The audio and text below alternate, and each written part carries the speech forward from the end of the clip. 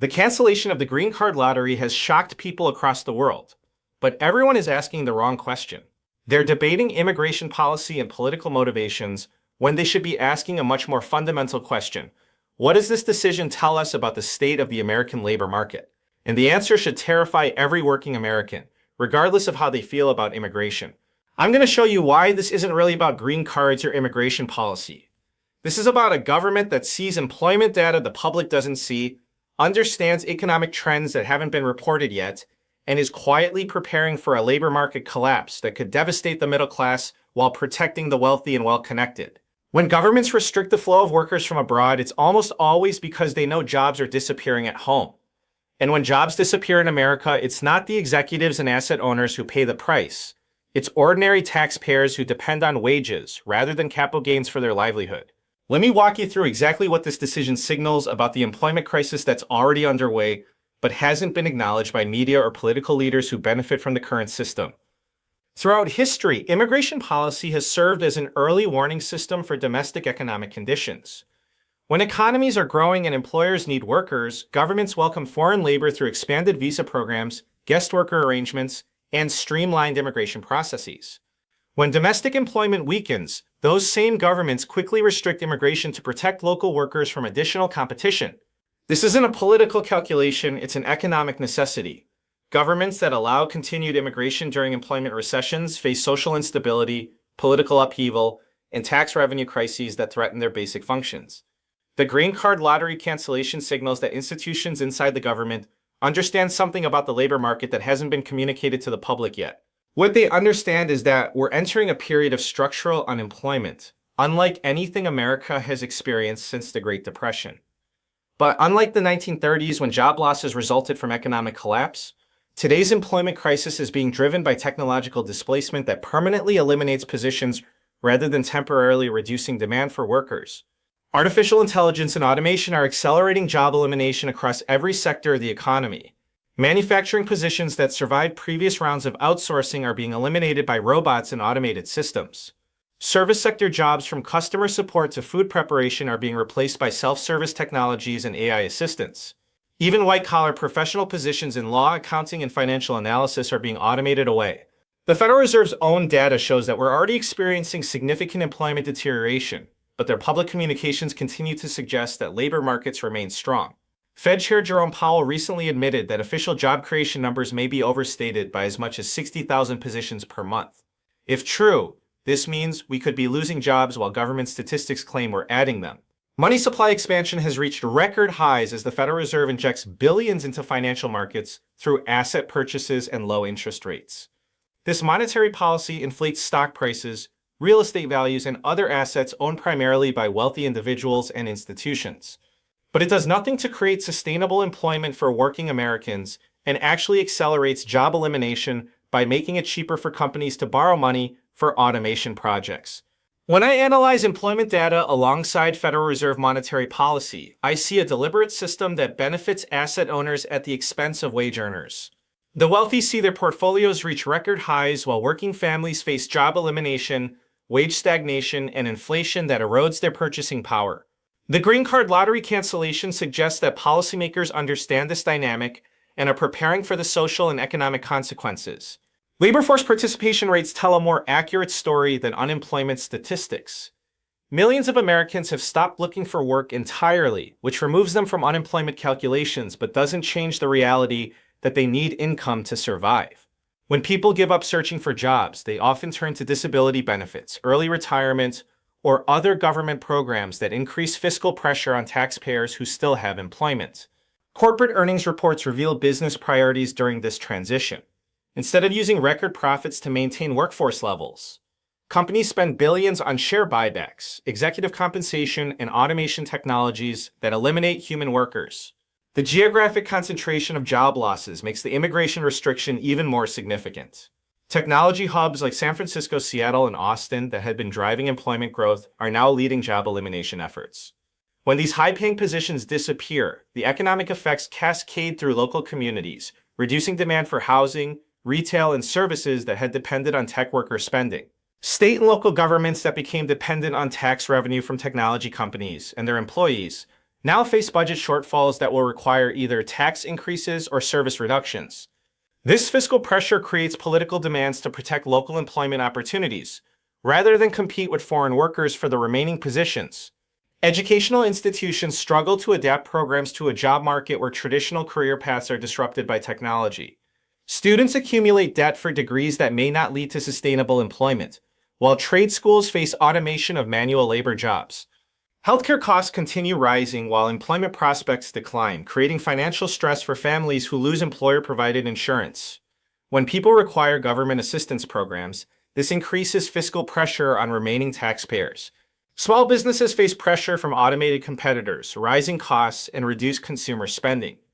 Many small employers who might have hired foreign workers now struggle to maintain existing workforce, creating pressure for policies prioritizing domestic employment. The timing of the cancellation coincides with other economic warning signals suggesting coordinated preparation for difficult employment conditions. Federal agencies are reducing hiring, government contracts require fewer workers, and infrastructure projects are being delayed. Financial markets continue reaching highs while employment prospects worsen, creating dangerous disconnect between asset prices and economic fundamentals. When stock valuations depend on profit growth from cost-cutting rather than revenue expansion, sustainability becomes questionable. International trade relationships are being restructured in ways that prioritize domestic production and employment, even when foreign alternatives might be more cost-effective. This represents a significant shift from decades of globalization policies that optimized for efficiency rather than employment. The change suggests that maintaining domestic political stability has become more important than maximizing economic output. Central bank policies worldwide are coordinating to address employment concerns rather than focusing solely on price stability or economic growth. When monetary authorities prioritize employment protection over traditional economic targets, it signals recognition that labor market disruption poses systemic risks to social and political stability. The most concerning aspect of current employment trends is how they're concentrated among younger workers who traditionally used entry-level positions to begin career advancement. When these opportunities disappear permanently due to automation, it creates a generation of people with limited prospects for building wealth through wages and career progression. Consumer spending patterns reflect the reality of declining employment security, even when official statistics suggest continued economic growth. Families are reducing discretionary spending, delaying major purchases, and increasing savings rates in preparation for potential job loss. This defensive spending behavior reduces business revenues and creates additional pressure for workforce reductions. Credit market conditions indicate that lenders are preparing for increased default rates from borrowers who lose employment. Loan approval standards are tightening, particularly for applicants without substantial assets to serve as collateral. This credit restriction makes it more difficult for people to bridge employment gaps or start businesses that could create jobs. Corporate bankruptcy proceedings are increasing as businesses face the combined pressures of automation competition, reduced consumer spending, and higher labor costs relative to automated alternatives. When established companies fail, they often eliminate more jobs than startup companies create, leading to net employment losses that don't show up immediately in government statistics. The green card lottery cancellation represents an acknowledgement that the American economy can no longer absorb additional workers when existing workers are struggling to find stable employment. This isn't a temporary policy adjustment that will be reversed when conditions improve. It's recognition of a fundamental change in how the economy functions and how many people it can sustain through wage employment. What makes this employment transition particularly challenging is that it's occurring during a period of unprecedented wealth concentration among asset owners. The people who benefit from automation and artificial intelligence, shareholders, real estate investors, and business owners, are experiencing record prosperity while workers face increasing economic uncertainty. Government institutions understand that managing this transition requires reducing competition for the remaining employment opportunities while maintaining social stability. Immigration restrictions serve both purposes by protecting domestic workers from additional competition while demonstrating that policymakers are responsive to employment concerns. The historical precedent is clear. Every major economic transition that permanently eliminated large numbers of jobs was accompanied by restrictions on immigration and foreign workers. The mechanization of agriculture, the automation of manufacturing, and now the digitization of services have all followed similar patterns where governments prioritize domestic employment over international labor mobility. But here's what working Americans need to understand. Immigration restrictions won't solve the underlying problem of technological job displacement. They may temporarily reduce competition for existing positions, but they don't address the fundamental reality that many types of work are being permanently eliminated by artificial intelligence and automation. The real challenge facing working families is how to build economic security in a system that increasingly rewards ownership of capital rather than contribution of labor.